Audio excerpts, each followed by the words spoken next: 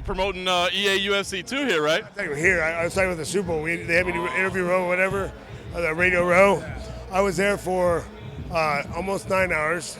I did 36 interviews in 9 hours about the same stuff. I stopped answering questions and started telling stories. People asked me questions, and there's one time I was going delirious, going back. I wonder, it's funny because guys like you, Forrest, Matt Hughes, you guys have this like cush great job, but literally you have to feel like you're giving the same interview like every day, everywhere you go. Oh yeah, try doing it, like I said, try doing it 36 times in a row. I mean, you're like, wait, did I just say that? Wait, no, wait. Oh, it's crazy. It was fun though. I mean, I know a lot of different guys. There was a lot of radio hosts I know, and some football players are involved that I know. So that made some interesting stories. I'm sure made a bunch of people laugh that day. Entertained people. So an event like this, do you get excited to still come out and represent the brand and be a part of it? I mean, you're not talking about fights anymore, but do you still get excited to come out and represent the brand at places like this? Oh, I love representing the brand. I love this sport. I love the UFC. I mean, it's fun for me to be out here with the fans all the time, and just seeing it, helping it grow and seeing where it's come, knowing where it's going to go. So, how frustrating is it for you on a fight night, just standing octagon side and seeing these guys throw down? Probably thinking, I wish I could be back in there myself and throwing down with them. I don't know that it's frustrating. I like watching. I've always been. I take it. I watch as a fan. It's fun to watch. I get excited. I get very animated, especially if I know the guys. But I'll always miss it. I mean, there's never. I don't need to be at a fight to go, man. I miss every part of it. I like training. I like getting ready for fights, hanging out with the guys. I like fight. I even like cutting weight. I don't mind anything. So, I love fighting, but it had to end sometime.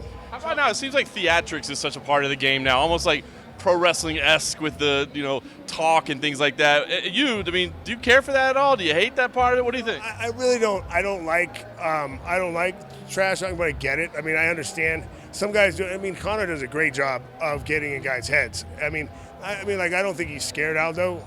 I don't think any part of Aldo was afraid of him, but he did get him mad, and I don't think that clouds judgment just the same.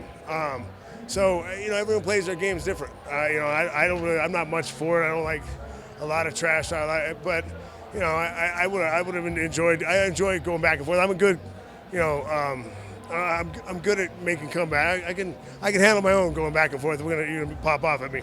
So I have no problem with it, and I like interviews are easy for me that way because we just get into it. It's fun and it's funny and it entertains people, and the fans seem to like it. I mean, they're into it. If that keeps them watching the sport, it's great. So speaking of which, did you happen to see what John Jones had to say about you on Twitter recently? Funny thing about that, someone showed me the other day, but he forgot to tag me. So I don't follow him, so I didn't see it. So someone else said it. I don't know if the interview you listened to, I wouldn't say anything real bad. I didn't say anything bad about him. I wouldn't be mad at him if he says he could beat me if in a fictional fight in my prime. Is that going to bother me? No. But if you ask me, I'm gonna knock him out. In my prime, I knock him out. It's styles make fights.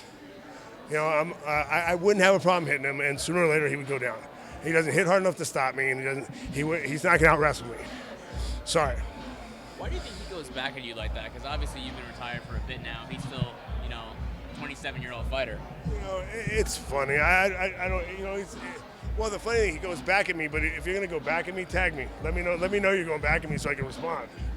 I just thought it was kind of weird. I'm like, wait. Why is he talking like that? I've always been nice to him, and I don't have anything against the kid. I mean, he's had some problems, and he has, out of the cage problems, and I stay away from all that. But I don't know what's going on in his head with that. But he's a great fighter, and it's like Mayweather. Mayweather's a phenomenal fighter. I don't like watching him. I don't want to watch a guy outpoint a guy and do just enough to win, or just and cruise. I don't want a guy that pulls guard at the end of the fight with 20 seconds left that he's won every round in because he's worried about getting knocked out in the last 20 seconds. That's not my idea of a champion. Who is your favorite guy? John, are you a fan of watching John perform or? I don't like that style. I think he has great talent, and I'd love to see him go after people and try to do what I know he can do. But you know, he chooses to play it safe, and that's the guy. If you choose to play it safe, I'm not really that entertained by watching it. Does it bug you then because you were such a knockout artist? You were the guy going out there and putting on the big performances. When you were champion, you were knocking guys out. Does it just not bug you, but you know what I mean, that there's a champion representing who isn't doing, you know, maybe all they could do? You know, I don't put that on other people. I don't. It doesn't disappoint me. If that's the way you fight, and you're the best in the world, you should be champion. Whatever your style of fighting, if you're winning by the rules that are set by everybody, you should be champion. You know, oh, sorry. You know, it's not one. It's one. I mean, I'm not mad at him for fighting that way. I understand it. You know, honestly, you know, I talk about Joey St. Pierre the same way. As a coach, as a manager, I get it. Great. Understand what he's doing. As a fan, not so much. I don't get it so much. So that's not what I want to see. But you know, it's each his own. You know, I mean, I know guys love Sonnen, Chael because of his trash talking, but he's a boring fighter. I like the guy. I know it's a game for him. It's a thing he does. And he does a great job. But some guys really love that, and they don't care that he's a boring fighter. They just like that he talks trash real well. Who is your favourite fighter? You talked about people who maybe aren't your cup of tea. If you could pick someone out of the current roster who you would say is your favourite guy or girl to watch, who would it be? Well, right now, man, it's Conor. I love watching the kid. The kid, you know, he talks a lot of trash, which obviously is not my cup of tea. But I understand that. I understand what he's doing. Everybody plays their mind games different, but that's the way he plays his. He does a really good job with it. But he comes out and fights the way he talks. Hey, you come out and fight like that, I don't care what you say. I don't listen to much of what people say. Like my wife actually brings me interviews when they're good, because come on, you gotta listen to this. There's guys saying, because I don't listen to interviews, so I don't really want to hear what you say. I want to see how you fight.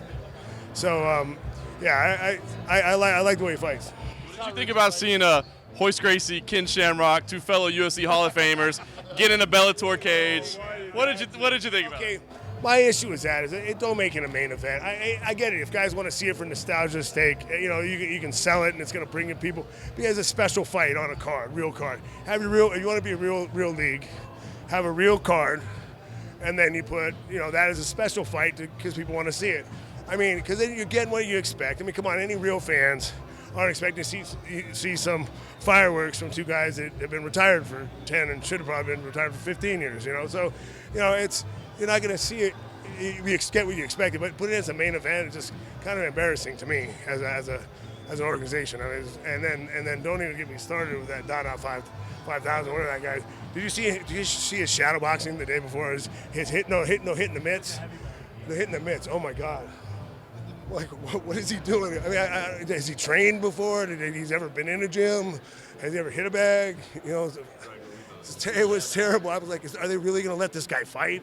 And how's he fighting a semi-main event on a big show? It's not like there's some show. It's not like we're back in at the Tachi Palace or something. You know, it's a big show. He had cardiac arrest after that fight. He actually almost died after that fight. I heard that, and that's horrible. I mean, Crazy, right? I mean that's what happens when you put guys that shouldn't be fighting at the top level and fighting at the top level.